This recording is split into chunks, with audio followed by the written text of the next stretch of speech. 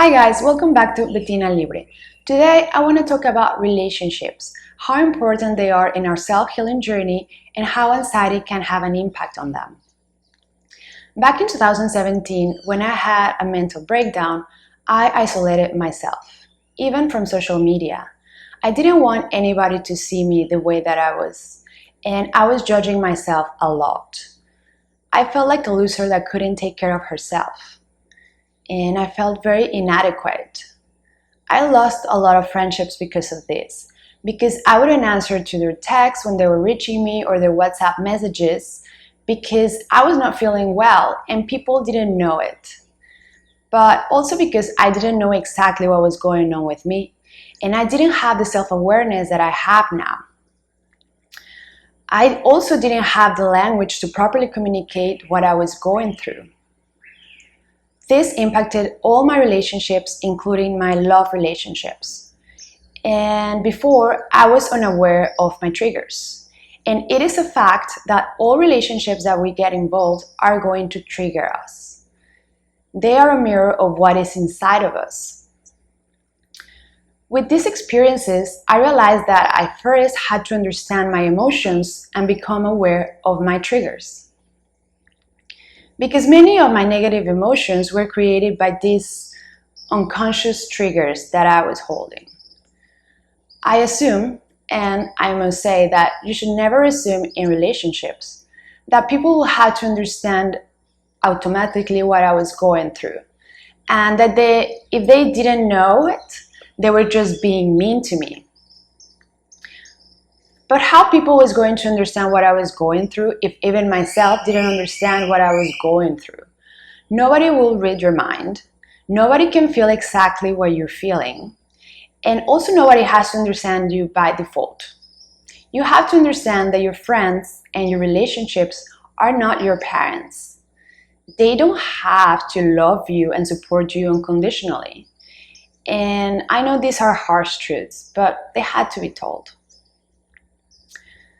However, I did realize that it was on me to identify who would be empathetic with my situation and communicate with these people that they were empathetic with me, what I was going through, so I could have their support, so they could also become my allies.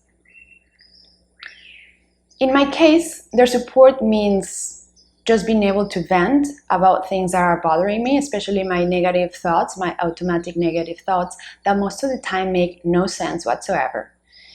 Or just having their companionship. Or even just a hug. I am a hugger. So the message that I want to convey in this is that it's your responsibility to understand your emotions, become aware of your triggers, and identify the things that could suit you when you are experiencing anxiety. And what I'm saying, what are the things that are going to suit you when you are experiencing anxiety? It doesn't have to be anything complex. It can be a walk in the park with a friend. It can go into the movies with a friend, a little chat. But it's for you to identify what are these things that are going to start making you feel better. Also, another very important element is to identify those people that have high levels of empathy. Empathy involves understanding the emotion of another person, feeling that emotion, and responding appropriately to it. It goes something along the lines of, I feel or I see that you are sad or angry, that is the emotion. I can imagine how whatever happened made you angry, sad, or that emotion. Probably you feel hurt. You want to talk about it? In this case, we have three aspects: empathetic cognition, emotions, and behavior. And I must say that it also encompasses a little bit of curiosity. Curiosity from the other person to ask questions about, do you want to talk about it? Because some people are good at understanding the emotions of others, but not necessarily feeling them or commenting on them. Empathy is something that we learn when we are children, and it's taught by our parents or our caregivers. So try to identify those people that are highly empathetic, that have high levels of empathy. For example, now that I'm starting to do these videos about mental health awareness, I found that a lot of people were supportive. There is some level of empathy. But I also found that there were some people that laugh at me. So that's low level of empathy. And the other extreme is some people even start sharing their own experiences or the experiences of family members that are dealing with mental disorders. And that is a very high level of empathy.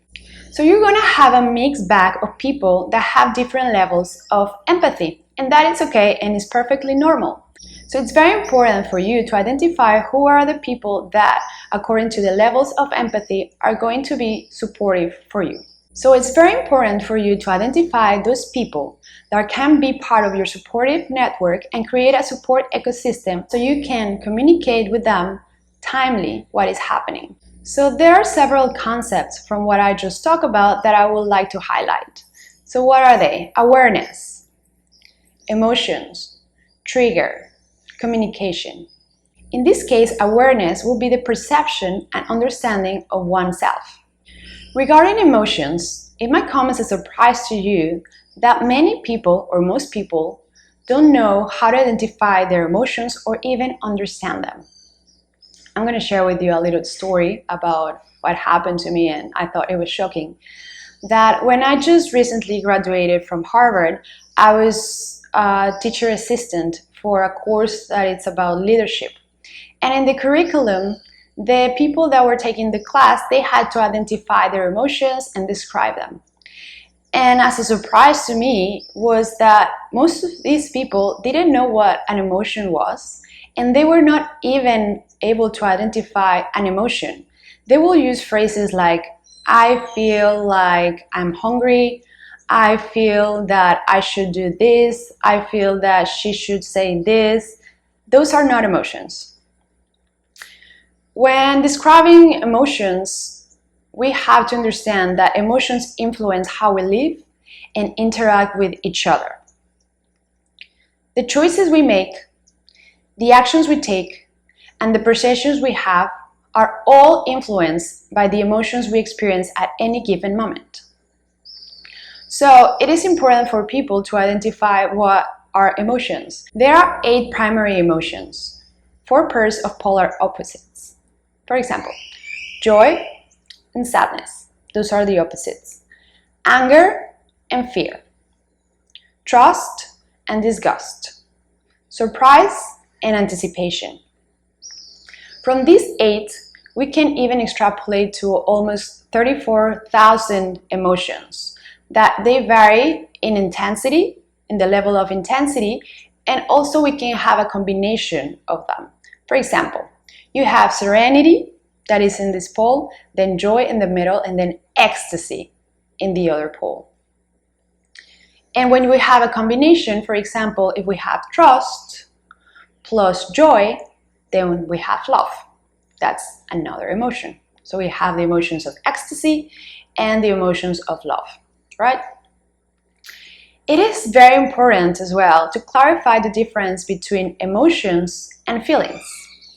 Why?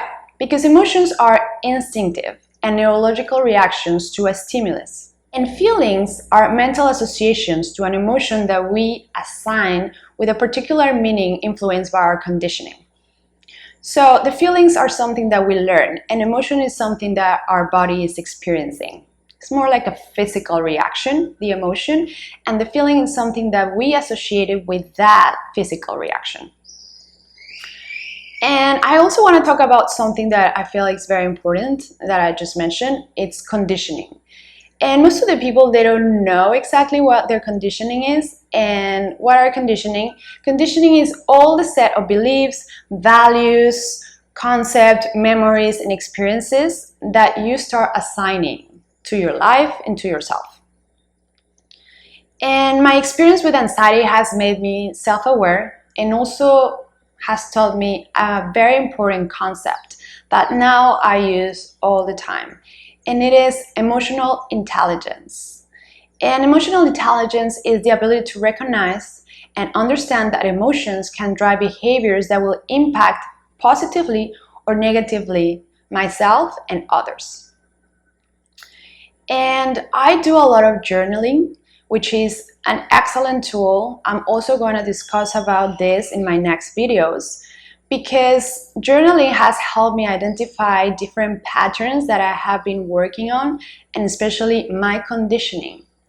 And well, last year around August, I had a very big breakup that impacted me a lot, and it was mainly because I didn't know exactly how to manage my anxiety and how to manage my relationships, right? My anxiety really have a big impact in my relationships, and that is the reason why I started focusing a lot of how anxiety can be managed in order for it not to impact our relationship. Not even just love relationships, but all our relationships, our personal relationships should have, first as a base, respect, but communication, it's a very important key to have in any relationship. And at that point in my life, first of all, I was not aware of all my triggers, all my conditioning, all these things that made me feel anxious.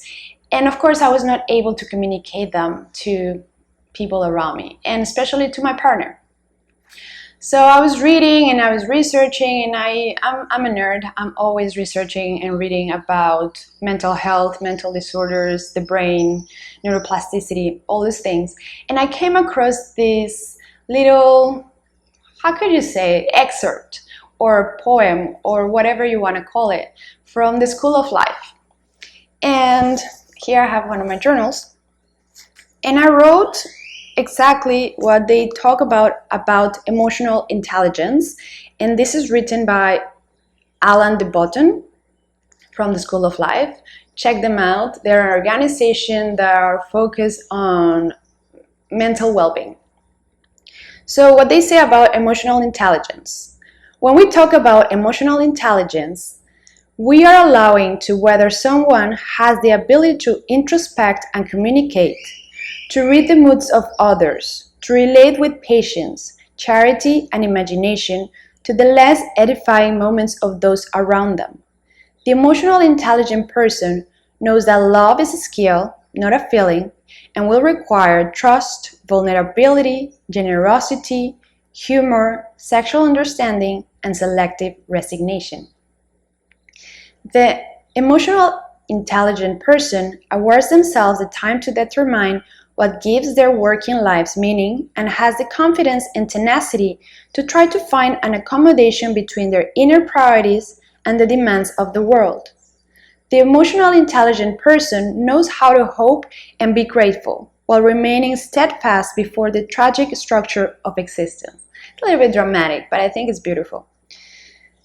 The emotional intelligent person knows that they will only ever be mentally healthy in a few areas and at moments, but it's committed to fathoming their inadequacies and warning others of them in good time, with apology and charm. I think for me the most important part of this was the last paragraph. The emotionally intelligent person knows that they will only ever be mentally healthy in a few areas and at moments. And I want to emphasize that, because since I started this journey, sometimes I will put so much pressure on myself about being well. I want to be well. I want to be fine. I don't want to have a mental disorder. And what I understood about this is that it's a journey, not a destination, and that I should enjoy this journey. And even during this journey that I think it's beautiful and magnificent because it has helped me so much, I will have setbacks.